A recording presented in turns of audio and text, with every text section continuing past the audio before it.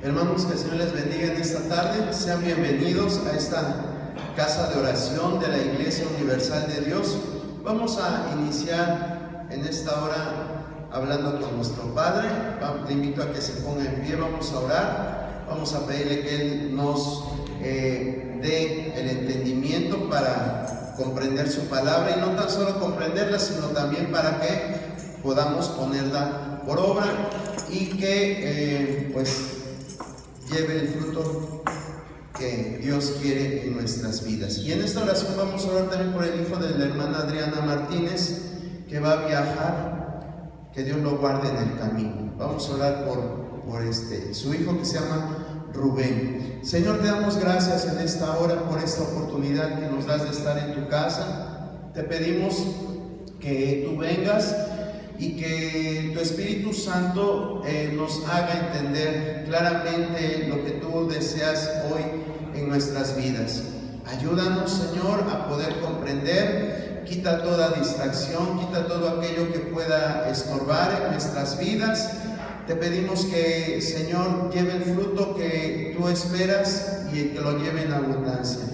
Gracias por mis hermanos que ya están aquí presentes. Te pido que les bendigas, que a ti que nada se te pasa, Señor, recompenses esta puntualidad. Y aquellos que vengan en camino también, Señor, cuídales, guárdales, que al llegar a este lugar juntos y en armonía tú puedas bendecirnos, como dice tu palabra, y que nos des esa vida eterna que tú has prometido, Señor. Te pedimos también en esta hora por el hijo de nuestra hermana Adriana Martínez, por Rubén, que va a hacer este viaje. Te pedimos que tú lo lleves con bien, que tú le guardes, que tú le protejas, que tú le sostengas, Señor.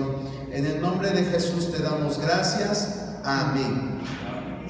Le invito a que abra su Biblia en el libro de Romanos. Vamos a leer el capítulo 12. A lo mejor usted va a decir, como que ese ya me huele, que apenas lo leímos. Sí, apenas lo leímos, hace 15 días lo estábamos leyendo. Solo que nos quedamos inconclusos, quedó inconclusa la reflexión y vamos a retomarlo, vamos a retomar los consejos que nos da la palabra para que nosotros podamos vivir en bendición. Voy a leer el verso 1, usted lee el 2 y nos unimos en el verso 20. Dice así la palabra del Señor en Romanos capítulo 12, verso 1. Así que, hermanos, os ruego por las misericordias de Dios que presentéis vuestros cuerpos en sacrificio vivo, santo, agradable a Dios, que es vuestro culto racional.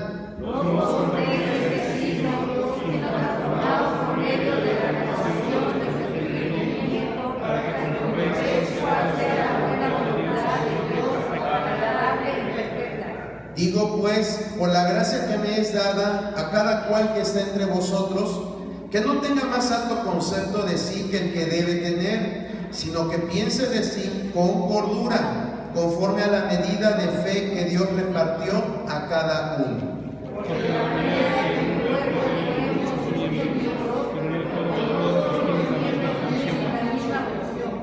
Así nosotros, siendo muchos, somos un cuerpo en Cristo, y todos miembros los unos de los otros.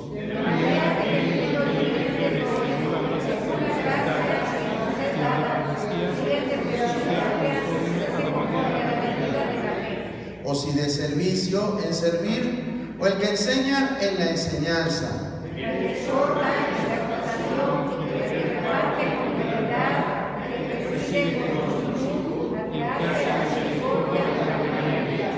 El amor sea sin fingimiento, aborreced lo malo, seguid lo bueno.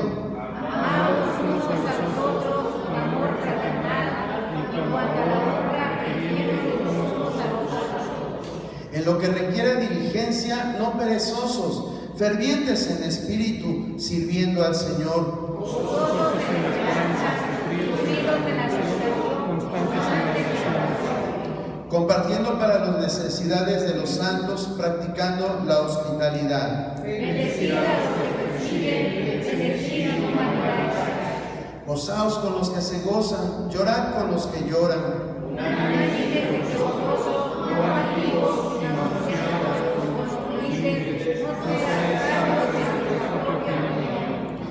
paguéis a nadie mal por mal, procurad lo bueno delante de todos los hombres. Si es posible, cuando dependiese de nosotros, tratad de paz con todos los hombres. No os venguéis vosotros mismos, amados míos, sino dejad lugar a la ira de Dios, porque escrito está: mía es la venganza, yo pagaré, dice el Señor. Todos, así que si tu enemigo tuviere hambre, dale de comer, si tuviere sed, dale de beber, pues haciendo esto, ascuas de fuego amontonarás sobre su cabeza. No seas vencido de lo malo, sino vence con el bien el mal. Pueden sentarse, hermanos. Estaba chiquito el verso 21 y no lo había visto. Por eso lo empezamos a leer juntos desde el 20. Bueno, este pasaje de la palabra, esta porción, vuelvo a repetir, ya la habíamos leído hace 15 días. Y bueno, el tema pues se llama la conducta que agrada a Dios. Y esto es este pasaje es parte de esa conducta que Dios quiere que nosotros aprendamos a vivir. Es muy entendible esta porción de la palabra, no es tan difícil comprender lo que nos dice, pero sí es bueno que reflexionemos acerca de cada uno de estos puntos. La vez pasada veíamos 4 puntos que estaba basado en los primeros 8 versos de la palabra. ¿Algunos de ustedes recuerdan? Bueno, ahí están, ¿verdad? En su Biblia, pero ¿recuerdan en qué enfatizamos en ese momento? ¿Acerca de qué? Bueno, lo primero que nos dice la palabra es que nos presentemos como un sacrificio vivo, ¿sí? Y yo les comentaba, un sacrificio, o en la antigüedad cuando se presentaba a un animal, algún animalito para el sacrificio, ese sacrificio tenía que ser sujetado, ¿sí? Usted no podía llegar ante el sacerdote o incluso antes del tiempo de la ley, cuando los patriarcas presentaban un sacrificio, como lo hizo Abraham cuando Dios le pide la vida de su hijo, tenía que sujetar al sacrificio, lo que se iba a ofrecer. ¿Por qué? Porque si ese sacrificio, ese animalito sabía qué le iba a suceder, pues se escaparía. Entonces aquí la palabra de Dios nos dice que nosotros nos debemos de presentar como un sacrificio vivo. ¿Y qué implica el presentarnos como un sacrificio? Pues que tenemos que estar sujetos a Dios. Si usted y yo no nos sujetamos a la autoridad de Dios, no nos sujetamos a la autoridad de su palabra, difícilmente vamos a ser agradables para Él. Si no aprendemos a vivir en sujeción a la palabra de Dios, difícilmente vamos a ser agradables ante nuestro Dios. Yo les decía, muchas veces es verdad, venimos, nos presentamos ante Dios, y no tan solo en este lugar, sino donde quiera que usted invoque a Dios, usted se está presentando delante de Él. Si por ejemplo, si nosotros empezamos nuestra oración diciéndole: Padre, como la oración que el Señor Jesús, Padre nuestro que estás en los cielos, nos estamos presentando delante de Dios. Pero no se trata únicamente de presentarnos, sino hay que tener otra actitud, y esa actitud es de estar sujetos. Si nosotros no nos sujetamos a la voluntad de Dios, si nosotros no nos sujetamos a los designios de Dios, difícilmente vamos a hacer un sacrificio agradable delante de Él. ¿Y qué pasa cuando un sacrificio no era agradable delante de Dios? ¿Qué pasaba? Pues no pasaba nada. No era aceptado por Dios. Si por ejemplo usted recuerda cuando Caín y Abel llegaron con sus ofrendas delante de Dios, ¿y cuál fue la que fue agradable delante de Dios? La de Abel, porque le llevó de lo mejor de su ganado, así dice la palabra. ¿sí? El llevar lo mejor de su ganado es que le estaba entregando todo lo que él podía tener, para Dios, todo lo bueno, todo lo mejor. Y Caín presenta también una ofrenda buena, pero no era lo mejor que tenía. Y a veces pasa eso en nuestra vida. Presentamos cosas a Dios, incluso le decimos: Señor, ya cumplí con el trabajo, con el cargo que yo tengo en la iglesia. Pero ¿cómo está haciendo ese trabajo que tú estás haciendo? ¿Lo estás haciendo con todo el empeño? ¿Lo estás haciendo como para Dios y no para los hombres? ¿Tu vida está siendo un reflejo del carácter que Dios quiere formar en ti? Eso es lo que tenemos que tomar en cuenta, porque si nosotros no nos vemos como un sacrificio vivo, que cuando yo entro a la presencia de Dios, yo tengo que ir en las mejores condiciones posibles, nunca vamos a ver el favor de Dios en nuestra vida de la forma que Él quiere. Porque déjeme decirle que Dios es bueno. Él dice en la palabra que hace salir el sol para justos y para injustos. Es decir, Dios es bueno. Pero Dios tiene cosas más grandes, y si somos un sacrificio vivo, es decir, estamos sujetos a Él y nos apegamos a lo que Él nos dice, la bendición va a ser más grande. Entonces ese fue el primer punto que vimos hace 15 días, presentarnos como un sacrificio vivo.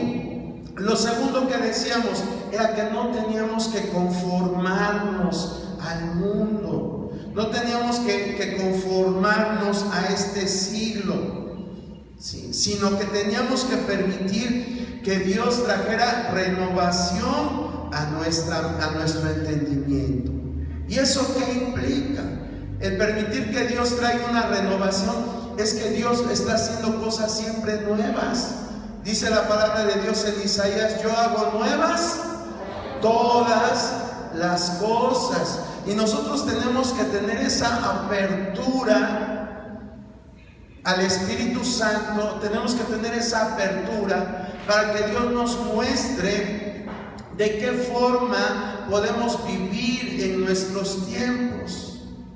Ustedes van a decir: bueno, pues debemos de vivir conforme a la palabra de Dios. Sí, pero los tiempos usted sabe que van cambiando. Yo, por ejemplo, ahorita estaba viendo en la semana, Dios me permitió ver unos videos acerca de lo que está, pues ya, ¿cómo le puedo decir? De lo que está dominando el mundo de la tecnología, que es la inteligencia artificial. Hace unos años empezaron a salir programas de realidad virtual. Yo no sé qué tan empapado esté usted en tecnología, pero empezó a salir juegos principalmente de realidad virtual, en los cuales tú te ponías unas gafas y algunos otros dispositivos, y ya al ponerte los dispositivos era como si tú estuvieras dentro del juego o del programa de computadora. Y fue una novedad tremenda. Pero ahora viene algo superior, que es la inteligencia artificial. Y realmente es algo que no lo puedo explicar, porque la inteligencia artificial abarca muchas cosas, muchas áreas. Sí, por ejemplo, yo estaba viendo que la tecnología está buscando la forma de implantar chips. Yo creo que todos sabemos que es un chip, ¿verdad? Nosotros lo conocemos por el teléfono celular, que decimos: sin el chip pues no puede dar todas las funciones que tiene que dar el teléfono. Entonces le tenemos que estar metiendo un chip, ¿sí? Que es como una llave que nos permite acceder a todas las funciones de determinado dispositivo. Bueno, pues estaba viendo que la inteligencia artificial busca tanto ya estar dentro de la vida del ser humano, que por ejemplo están programando, no sé si ya ahorita a estas alturas ya sea una realidad, o esté todavía en proyecto, pero se les busca implantar un chip a los niños para que se sepa dónde están, para que usted simplemente a través de una tableta, usted ahí ponga los datos de su hijo, le dan una clave y a través de esa clave usted accede a un portal donde están todos los datos de su hijo. Y ahí usted puede ver dónde está. Y ahí le dice que está a 7.5 kilómetros de casa, está en tal lugar, sí, porque tiene acceso a las ubicaciones como el Google Maps. Y usted sabe dónde está. Y no tan solo eso, sino que ese chip lo que busca también es implantar en la retina de las personas, en este caso de los niños, una cámara para que todo lo que el niño está haciendo usted lo vea. Es una invasión completamente a la privacidad, porque sabe que eso no se puede quitar. El niño va creciendo y la persona que tenga el dispositivo va a poder controlar o ver la vida de esa persona. Y le digo, esto ya está avanzando, es una realidad. ¿Sí? Ya usted va a poder enterarse de todo lo que sucede en la vida de otra persona, incluso hasta íntimo. ¿Sí? Incluso hasta íntimo, situaciones íntimas. ¿Sí? Hoy muchos jóvenes se sienten solos y pues ya les están haciendo robots que pueden interactuar con los adolescentes, con los niños, con los jóvenes, con los ancianos. Ya no es necesario que tú busques la compañía de un ser humano, simplemente a un robot le ponen inteligencia artificial y es tu mejor compañía. Antes decía uno, el perro es el mejor amigo del hombre, pues ahora va a ser la inteligencia artificial el mejor amigo del hombre.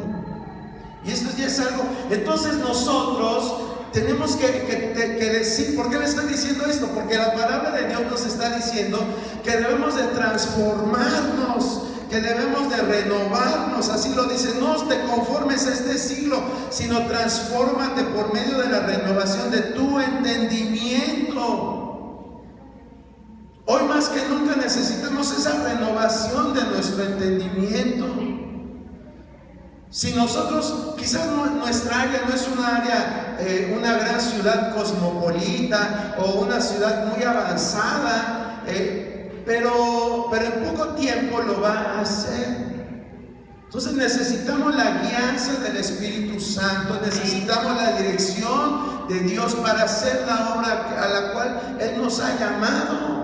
Dentro de un tiempo ya no va a ser posible, o bueno, sí va a ser posible, pero ya la gente, si tú le llegas con un tratado evangelístico y le dices, lea esto, es para la salvación de su vida, ni caso le va a hacer.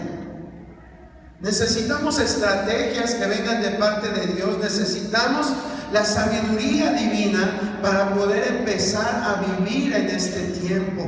No podemos usar los métodos que fueron empleados hace 40 años, hace 50, hace 100 años. No podemos.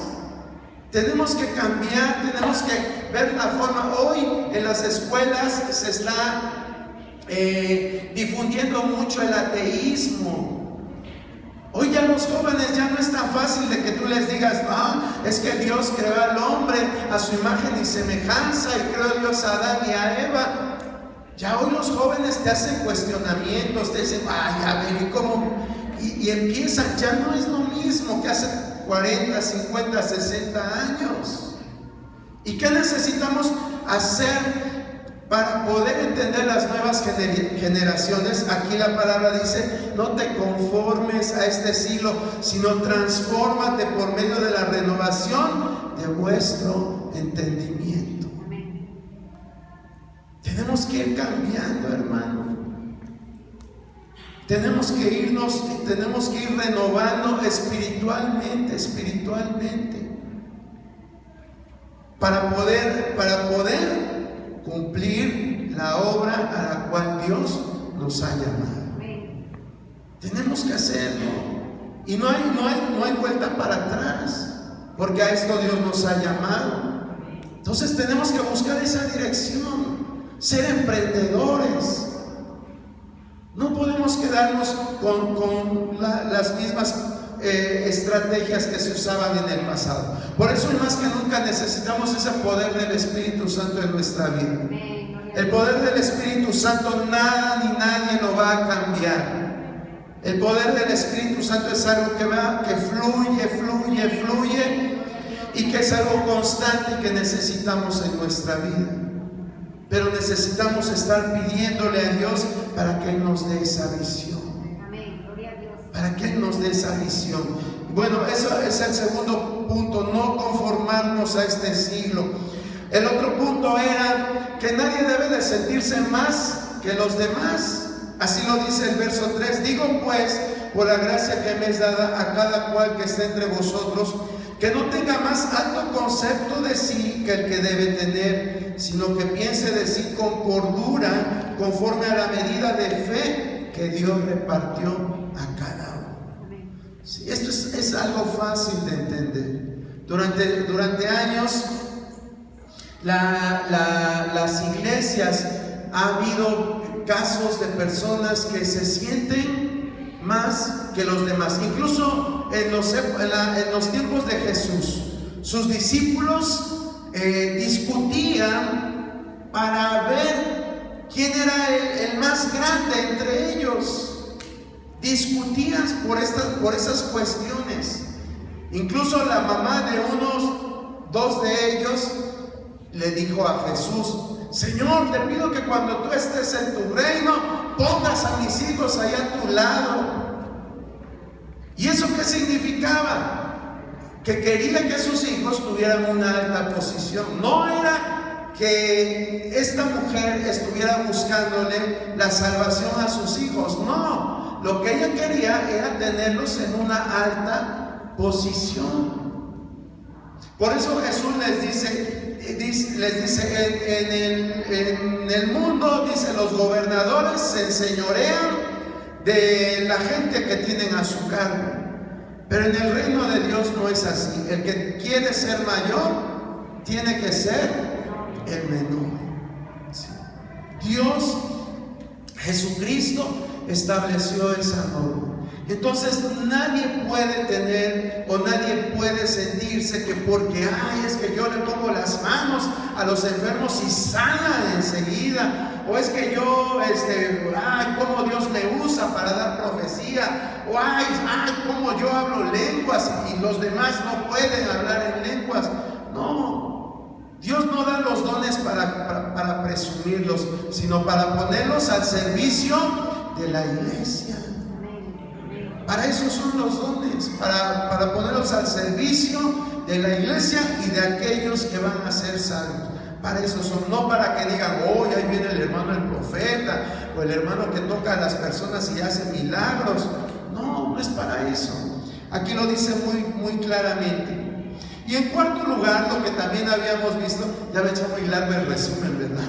En cuarto lugar, lo que habíamos visto hace 15 días, era que todos éramos parte de un cuerpo.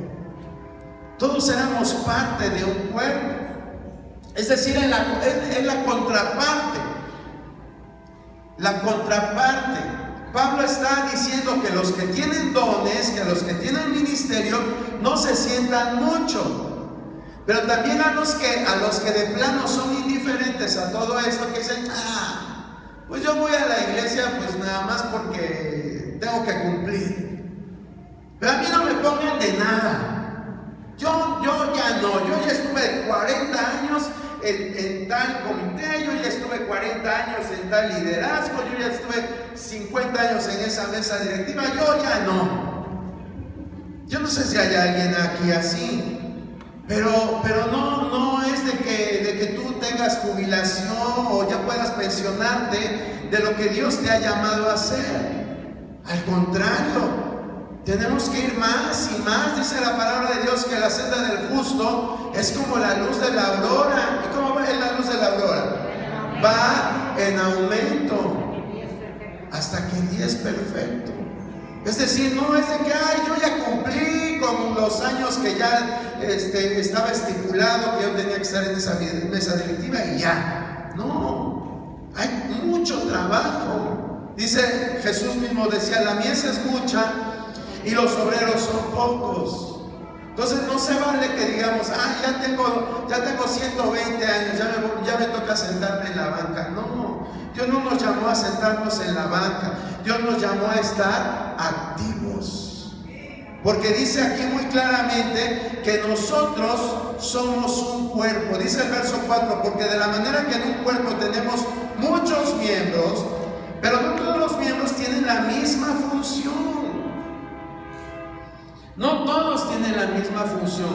Así nosotros, siendo muchos, somos un cuerpo en Cristo y todos miembros los unos de los otros. Todos somos importantes, todos. No hay nadie que no sea importante. Hermano, pero es que yo ya estoy muy desgastado, ya tengo 150 años. Pues ponte a orar. Si ya no te puedes levantar a hacer algo en la obra de Dios, a lo mejor ahí sentadito, pero ponte a orar. Pero no me refiero a esas oraciones de que pues ya después de que hiciste todo lo que tenías que hacer y ya te pones a orar y lo de momento se me olvidó. No, lo que Dios está hablando aquí es de compromiso, hermano.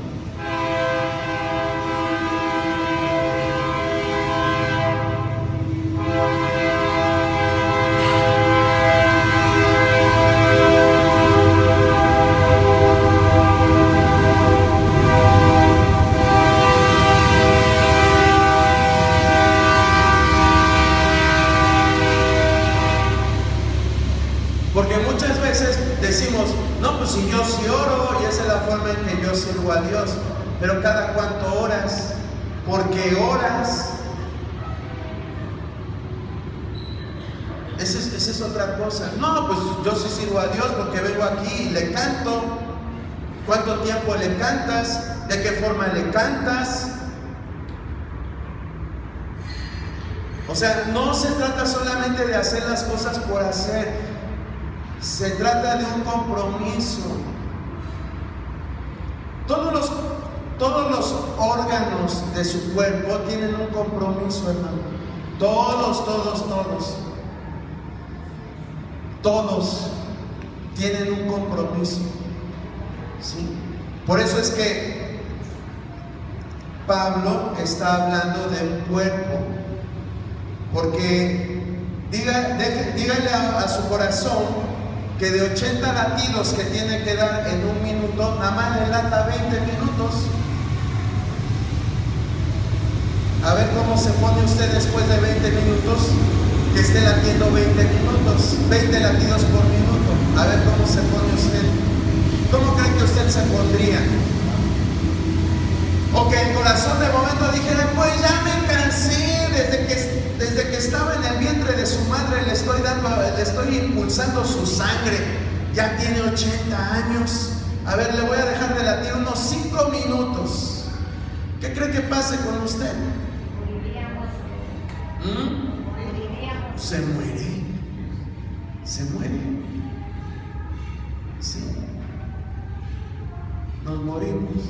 ¿Qué pasa si sus pulmones le dijeran, pues es que ya, tengo con él 100 años y sigue respirando, voy a tomarme un descansito, 3 minutos. A ver cómo se pone usted después de no respirar 3 minutos. Mínimo se pone morado y empieza a jadear. ¿Por qué? Pues porque le dio flojera al pulmón respirar, nada más por eso. ¿Cómo la ven? Entonces, cuando Dios está hablando aquí que nosotros somos un cuerpo en Cristo, se está refiriendo a que lo que usted haga en la obra de Cristo tiene que ser con compromiso. Nada de que, sí, yo sí oro, hermano, yo sí oro. Yo sí oro cuando me voy al trabajo y le pido a Dios que me cuide, que me guarde, que bendiga a mi familia. ¿Y solamente por eso oras? Pues sí, hermano, nada más por eso. Pero estoy en contacto con Dios. No, pues así no. Eso no. Sí. Jesús, ¿cuánto tiempo oraba? ¿Se pasaba qué?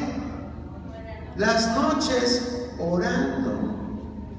Cuando vino el problema de su crucifixión, se fue al Getsemaní y cada cuánto iba a ver a sus discípulos y estaban orando. Cada hora, ¿no? Ahí estaban. Y es algo que siempre lo decimos, pero no lo entendemos, no lo queremos hacer. Eso es compromiso.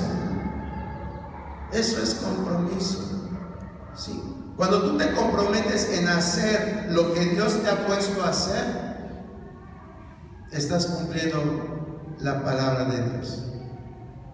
Pero si tú dices, no, pues yo sí le doy a los necesitados, ¿cada cuánto? Pues cada vez que viene el catálogo verano-invierno, porque saco todos mis tiliches y se los doy a los que... No, pues así no. Imagínate que tú te vistieras cada año. ¿Sí? Cuando Dios nos está hablando que somos un cuerpo, es que Él quiere funcionamiento constante. ¿Sí? Necesitamos tener constancia y disciplina. ¿Sabe usted lo que es disciplina? ¿Sabe qué es disciplina?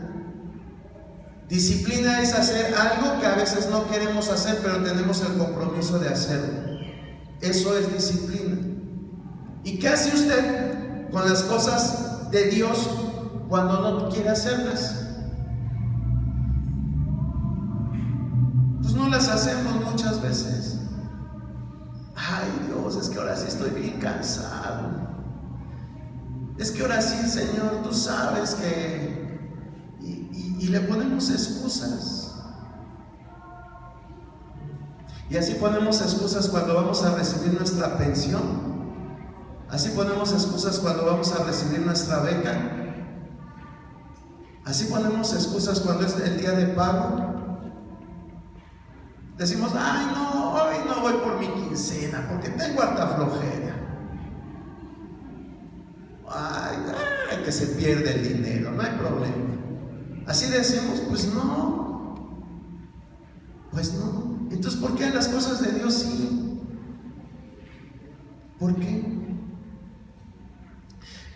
Bueno, esos fueron los 4 primeros puntos que vimos hace 8 días. Creo que ya hasta me pasé de tiempo. Discúlpeme por sacar el teléfono, es que ya no sirve el reloj de allá atrás y no veo la hora. Pero vamos a seguir adelante. Entonces, esos 4 puntos están contenidos en los primeros 8 versos del capítulo 12. Después dice el versículo 9: el amor sea sin fingimiento. El amor sea sin fingimiento. Dios nos llama a amar, hermano. Dios nos llama a amarnos. Adelante dice en el verso 10: amaos los unos a los otros con amor fraternal. Pablo, a través del Espíritu Santo, le está hablando a la iglesia. Pablo le está hablando a la iglesia. Dice, amaos los unos a los otros con amor fraternal. ¿Cómo es un amor fraternal? De hermanos, ¿verdad? Eso es un amor fraternal, un amor de familia. ¿Sí? Así Pablo nos está diciendo que nos debemos de amar los unos a los otros. Fraternalmente. No está diciendo si me cae bien, si somos afines, si vive por mi casa. No está diciendo esto. Pablo está diciendo, amaos los unos a los otros con amor fraternal. ¿Sí? Tenemos que aprender a amarnos. ¿Usted conoce a todos los miembros de su casa, hermano? Conoce a su familia, incluso a los que viven en otro lado, pero que usted, pues son familiares cercanos. Yo creo que sí los conocemos por nombre, ¿verdad? Y nosotros nos conocemos por nombre. Ya se los he preguntado en otras ocasiones, pero ¿nos conocemos por nombre? Sí, bueno, mi hermana Chávez dice que sí, pero la mayoría no nos conocemos por nombre. O a lo mejor conocemos a algunos, pero a otros no. Entonces la palabra de Dios dice, amad los unos a los otros con amor fraternal. con amor fraternal. Y ahí en el verso 10 nos está dando unos ejemplos de qué es el amor fraternal. El amor fraternal es que aunque tú veas cosas en tu familia que no son agradables, tú te quedas calladito, ¿verdad? O usted, si ve que alguien hace algo mal, usted lo anda divulgando. Ay, no, es que mi hermana es bien floja, mi hermano es bien así, asado. O mis hijos, no, me arrepiento de haberlos tenido. ¿Alguien ha dicho así? Yo creo que no. Nadie se ha expresado de esa forma. Y puede ser que hayas tenido problemas, que tengas problemas con tus hijos, que no te obedezcan. Puede ser que hasta te han ofendido verbalmente, pero tú te mantienes en una posición. Y a lo mejor puedes decirle a alguien muy cercano o de mucha confianza: tengo problemas con mis hijos. Pero hasta ahí. Pero no te pones a decirle a todo el mundo: tengo mis hijos y son así, son asados, mírate. No. Y entonces, ¿por qué a veces en la iglesia se dan estos casos? No, pero es que en la iglesia los hermanos son bien así, y esto y el otro. ¿Y por qué? Dice aquí la palabra de Dios muy claramente en el verso 10, dice: en cuanto a honra, prefiriéndonos los unos a los otros. En cuanto a honra, esa palabra dice en cuanto a honra, es de que tú, si no vas a hablar bien de tu familia, pues mejor no hables. O si no vas a hablar bien de alguien, mejor no hables. Es un principio bíblico. ¿Y por qué a veces somos dados a quejarnos nosotros somos familia, somos hermanos? ¿O no somos hermanos? Sí. Esa palabra debemos de tomarla en cuenta, hermano. No nada más nos decimos hermano porque soy el feo de que le diga señora. A ver, la señora Isabel, la señora Lidia, no. O la maestra Elvia, no es porque no queramos usar esas palabras, sino porque usamos la palabra hermano, porque estamos comprados con la misma sangre, el mismo Espíritu habita en nosotros, tenemos un solo Dios, dice la palabra. Sí, o sea, tenemos varias cosas en común, por eso es que somos hermanos. Por eso es que somos hermanos. Quisiera que en esta hora asentara eso en su mente, asentáramos eso en nuestra mente. Porque cuando hablamos mal dentro de nosotros mismos, de esta familia, cuando hablamos mal, pues no estamos cumpliendo aquí lo que dice la palabra. No lo estamos cumpliendo. Pero hermano, lo que yo estoy diciendo es verdad. Pues a lo mejor puede ser que sea verdad, pero ¿cuál debe de ser nuestra posición? Pues tratar de solucionar las cosas. O cuando hay problemas en su casa, no usted trata de solucionar las cosas. A lo mejor el pleito ni es con usted, pero está viendo que hay un pleito ahí en su casa. ¿Qué es lo que hace usted? Pues la hace de mediador para que se arreglen las cosas. Pero muchas veces, ¿qué hacemos en la familia espiritual? Ni es mi problema, ni me interesa. Pues allá ellos con Dios. ¿Y tú para qué estás? Y acá estás diciendo que nos debemos de amar fraternalmente, amar los unos a los otros con amor fraternal, y en cuanto a honra, prefiriéndonos los unos a los otros. Debemos de estar conscientes de estos consejos que nos da la palabra, porque vuelvo a repetirle, leerlo y entenderlo aparentemente es muy fácil, Pero llevarlo a la práctica es otra cosa. Es otra cosa. Dice, prefiriéndonos los unos a los otros. Hay personas que ahorita prefieren estar haciendo otras cosas que estar en esta reunión.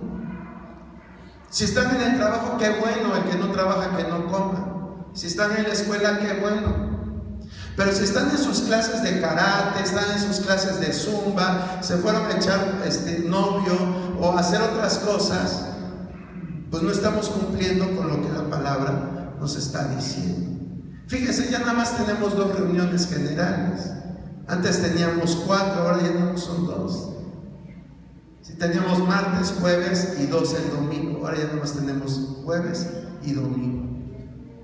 Y aún así no venimos. Entonces, fíjese cómo le decía, es sencillo leer y comprenderlo, pero ponerlo en práctica es difícil. Por eso Pablo, regresando al verso 9, dice, el amor sea sin fingimiento. Luego el punto 6 dice, aborreced lo malo y seguid lo bueno. ¿Sí? Aborrece lo malo. Si las pláticas que no te dan, no son de provecho para tu vida, déjalas. ¿Y por qué digo las pláticas? Porque es en lo que muchas veces nos envolvemos nosotros. No podemos dejar quieta nuestra boca ni por 5 minutos. Tenemos que estar hable y hable y hable y hable. Y a veces muchas cosas de las que decimos ni siquiera son buenas. ¿Sí? Hay quejas, mentira, murmuración, maldicencias o maledicencias, ¿sí? Y muchas otras cosas que salen de nuestra boca. Y aquí la palabra dice, aborrece lo malo. Aborrece aquello que no te va a ayudar a ti en nada. Aborrece todo eso que te hace daño. Un ejemplo extremo, aborrece esos alimentos que no son saludables para tu organismo. Ay, hermano, pero es que la Biblia no está hablando de eso. ¿Por qué no? ¿Por qué no? Usted sabe que muchas de las enfermedades crónico-degenerativas que padece la población a nivel mundial, no le voy a hablar de la iglesia, a nivel mundial, enfermedades crónico-degenerativas se deben a la alimentación. ¿Sí lo sabe usted? ¿O no lo sabe usted? Sí lo sabemos. Sin embargo, ¿qué hacemos? Ay, no, es fin de semana, vámonos a comer unos 10 tacos de cabeza, unos 10 tacos de suadero. Bueno, no le voy a decir qué alimentos, porque a lo mejor hay alguien que hace tacos acá y van a decir, ya me están tirando duro. Pero usted sabe qué alimentos nos hacen daño. ¿Sabe qué alimentos son perjudiciales para nuestra salud? ¿Y qué hacemos? No nos importa. No nos importa. Y aunque usted diga, hermano, pero es que la Biblia no se está refiriendo a eso. ¿Por qué no se está refiriendo a eso? ¿Por qué usted piensa que la mala alimentación no es algo malo que usted debe de aborrecer? ¿Por qué no lo piensa? Pues porque le gusta, porque no está dispuesto a sacrificar su pancita, ¿verdad? No estamos dispuestos. Y la Biblia dice que nuestro cuerpo es templo ¿de qué? Del Espíritu Santo. Fíjese, una verdad tan clara y una verdad tan simple de entender, pero nos cuesta trabajo activar lo que la palabra de Dios dice. Y le seguimos metiendo, ¿verdad? Grasas, harinas, azúcares. Y cuando estamos mal, pues queremos que Dios nos sane. Queremos que Dios nos sane, pero pues no ponemos de nuestra parte. seguimos incurriendo en lo mismo. Perdón que haya tomado este ejemplo, hermano, pero es que es algo tan sencillo, pero que nos trae tantos problemas. En realidad nos trae tantos problemas en nuestra salud. Y antes decíamos, es que es un problema de adultos. Pero ¿saben qué? Ahora a la consulta nos llegan un montón de niños con intolerancia a la insulina, con problemas de diabetes. Niños de 7, 8 años ya con diabetes. ¿Y todo por qué? Pues por la mala alimentación, por una vida sedentaria. Usted sabe que ya a los niños ya no les gusta salir a andar en bicicleta, ya no les gusta andar corriendo. Ahora, ¿cuál es su deporte favorito? ¿Verdad? Ese es su deporte favorito. Y con tal de que no nos estén molestando, ándale, hijito, ahora los reyes ya no te traen peluches, ahora te traen tus dispositivos electrónicos. Y las consecuencias, pues ya después las veremos. Entonces, cuando la Biblia habla de aborrecer lo malo, se refiere a todo, hermano. Yo sé que usted está pensando, no, lo malo, el adulterio, la droga, el alcohol, la prostitución, todas esas cosas malas.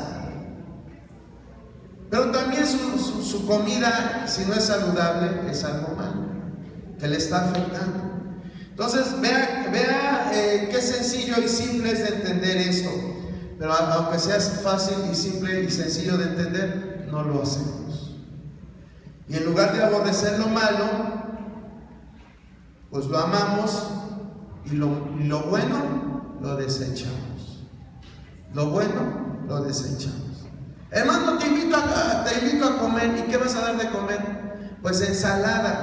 Ensalada, pues que seré burro, seré vaca.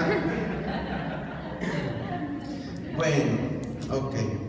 Después nos brincamos. Entonces el amor es el quinto punto, el aborrecer lo malo es el sexto punto, o sexta conducta. Dijimos que eran conductas agradables a Dios. Luego dice el verso 11, en lo que requiere diligencia,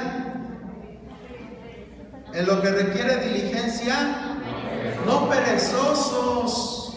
Sí. A Dios, ¿cómo le gusta entonces que seamos? Diligentes para las cosas buenas.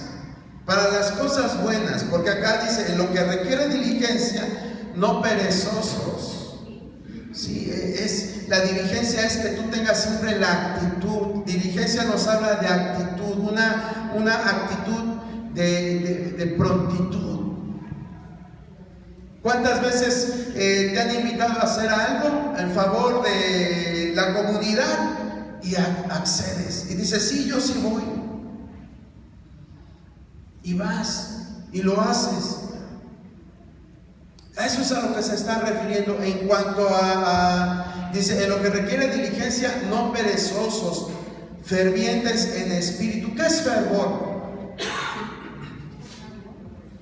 Fervor. ¿Perdón? Gozosos. Ok. Entusiasmo, exactamente. Es entusiasmo. Fervor viene de una palabra que significa también hervir. ¿Sí? De ahí viene esa raíz. Fervor viene de la palabra hervir. Y usted ha visto cuando pone agua en la lumbre 20 minutos, ¿qué empieza a hacer? Empieza a moverse, empieza a sacar vaporcito, se empieza a hacer así el agua, ¿verdad? Empieza a desprender sonido, el movimiento del agua, es decir, hace ruido, hace escándalo. Sí, eso es lo que está diciendo aquí la palabra, dice fervientes en espíritu. Tú debes de ser una persona que contagies. Debes ser una persona que tengas el deseo de hacer siempre cosas buenas. Eso es lo que está diciendo la palabra, siempre el deseo. Pero a mí lo que me interesa y quiero hacer énfasis es en la actitud. en la actitud. Sí, tenemos que tener esa actitud de decir, sí, yo sí voy, yo sí lo quiero hacer. Porque esa actitud contagia, hermano, contagia. Ya debemos de dejar esa solemnidad, a veces que trata de aparentar una falsa religiosidad, y empezar a hacer, como dice la palabra de Dios, dice, lo que requiere diligencia, no perezosos, sino fervientes en espíritu, sirviendo al Señor. Dios le gusta que lo hagamos con actitud. Hay personas que dicen, no, pues es que yo así soy, hermano, inexpresivo, pero hago las cosas. ¿Sí? ¿Usted sabe qué es el lenguaje corporal? ¿Sí sabe lo que es el lenguaje corporal? ¿Mande? Hablar con el cuerpo, exactamente. Es manifestar a través de tus movimientos corporales lo que estás sintiendo interiormente. Eso es el lenguaje corporal. ¿Sí? Cuando vivimos diferentes emociones, las manifestamos a través de un lenguaje corporal. ¿Sí? Incluso si tú eres mire, hay personas,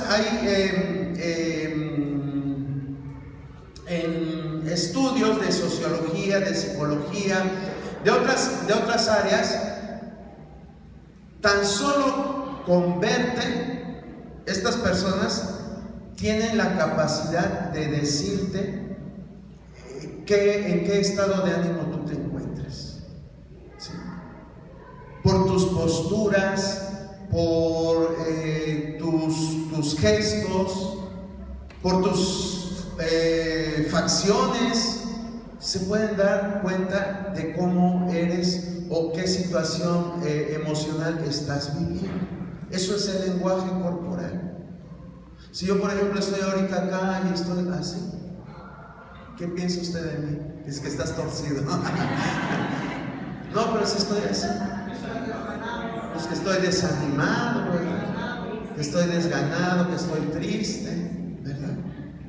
Cuando, por ejemplo, alguien está platicando con usted y esa persona está cruzando los brazos, ¿qué significa? ¿Perdón? Que está rechazando, que está a la defensiva de lo que tú estás diciendo. ¿Sí? Hay personas que cuando tú les dices algo gesticulan, y a través de sus gestos tú puedes darte cuenta si esa persona está desaprobando lo que tú le estás diciendo. Por eso hasta la misma palabra de Dios en Proverbios nos habla de las personas que guiñen los ojos, que hacen muecas. Y algunos de nosotros tenemos esos hábitos. Y somos ahora sí como cartas leídas y fácilmente somos reconocibles. Bueno, pues así como traemos cosas innatas desde nuestra infancia, que traemos comportamientos desde nuestra infancia, también a Dios le gusta que lo que hagamos lo manifestemos. Lo manifestemos. ¿Sí? Es la palabra de Dios, no tan solo en este pasaje, sino que en muchos pasajes nos dice cómo debemos, las actitudes que nosotros debemos de tener. Y cuando tú eres una persona que vives esto, que eres una persona ferviente de espíritu, que eres una persona diligente, vas a contagiar a los demás. Vas a contagiar a los demás. Entonces, tomemos en cuenta que hacer las cosas está bien, pero hacerlas como Dios quiere que lo hagamos es mucho mejor. Es mucho mejor. Después dice la palabra, gozosos en la esperanza, sufridos en la tribulación y constantes en la oración. Tres cosas que nos está mostrando la palabra. A ver si nos da tiempo de analizar estas tres cosas. Dice, gozosos en la esperanza. Muchas veces pasamos por circunstancias adversas en nuestra vida, pero ¿de qué forma pasas tú las circunstancias adversas? ¿Cómo pasamos las circunstancias adversas? Con confianza, con esperanza. Qué bueno, ¿verdad? Que tengamos esa actitud. Y fíjese que ahora que es que se oye muy bonito esto, pero cuando están los catorrazos es cuando en verdad nos damos cuenta que tan obedientes somos a la palabra del Señor. Sí, ahora que se vino esto de la pandemia, Dios nos probó en nuestra fe. Dios nos probó en nuestra fe. Y nos hizo ver, yo me incluyo, que a veces nuestra fe no es tan fuerte como creemos. ¿Sí? Porque cuando tenemos un catarrito simple y el médico nos dice, en 5 días se le va a quitar, tómese esto. Tómese sus paracetamoles. Ya hasta tú sabes, necesitas ir al médico para tomar paracetamol. Y sabes que se te va a quitar. Pero en medio de todo ese ambiente que se vivió durante esta pandemia, cuando empezabas a tener tos y te ibas a hacer la prueba y la prueba salía positiva y empezabas con la fiebre, a muchos nos temblaron las piernitas, ¿verdad? Aunque pudiera haber sido algo sumamente leve o ligero, decir, es que tienes tos. Pero cuando te rodeas de todo lo que está pasando, te pueden saber los medios de comunicación y ves que te dicen, no, pues que ahora 1,600 muertos en 24 horas. Y que ya el vecinito ya te dijo, no, pues ya se me fue mi papá, ya se me fue mi mamá, ya se fue mi abuelita. Y en el otro lado lo mismo. Pues ya como que dicen, híjole, hermano, a ver a qué hora yo me voy también, ¿verdad? Y muchos pasamos por situaciones angustiantes en ese momento. Y entonces, ¿dónde está lo que dice acá? Gozosos en la esperanza. Ay, no, es que no me quiero ir, hermano, por favor, ore por mí. Ahora sí, pónganse a ayunar. Ahora sí, hagan vigilias de oración por mí, que no ven que me estoy muriendo. ¿Verdad? Nos pega. Pero Pablo nos lanza este reto, dice, gozosos en la esperanza, en saber que venga lo que venga, debemos estar gozosos. Sí, dice la palabra, sea que vivamos o sea que durmamos, ¿qué dice? Somos de Dios. Pablo no les estaba diciendo, no te preocupes, tú vas a vivir, échale ganas, Dios te va a levantar. Pablo está siendo claro, la palabra de Dios no miente. Dice, sea que vivamos o sea que durmamos, sea que vivas o sea que te mueras en 3 días, somos de Dios. Nuestra actitud no tiene por qué cambiar. Suena duro, ¿verdad? Suena difícil, pero ahí es donde probamos realmente nuestra fe. Ahí es donde probamos realmente de qué estamos hechos, en quién hemos creído. Y aunque quizás de todo lo que hemos hablado ahorita, ¿cuántas conductas vimos? ¿Sí? Fueron 4 hace 15 días, y el amor sin fingimiento 5, el aborrecer lo malo 6, y lo que se requiere diligencia 7, ¿sí? Fervientes en espíritu 8 y gozosos en la esperanza 9. Si tuviste 7 de 9, te felicito. Si tuviste 6 de 5 para abajo, pues tenemos que aprender, hermano. Estamos en el camino. Sí, estamos en el camino y vamos avanzando. No te sientas mal si repruebas el examen ahorita. Dios quiere forjarnos, Dios quiere fortalecernos, Dios quiere que aprendamos a vivir aquí como dice la palabra. En mi Biblia dice hasta arriba del capítulo 12, deberes cristianos. Deberes cristianos. Quiere decir que es algo inherente a nosotros. Un deber es algo que tienes que hacer. Un deber es algo que tienes que hacer. No es que si quieres o no quieres, sino es algo que debemos de empezar a vivir. Porque de eso se trata esto, empezar a vivir. No se trata de que yo me aprenda todo el capítulo 12 de Romanos de memoria. Se trata de que lo empecemos a vivir, todas estas cosas. Porque esto es agradable delante de Dios. Esto es agradable delante de Dios. Vamos a ponernos de pie en esta hora. Yo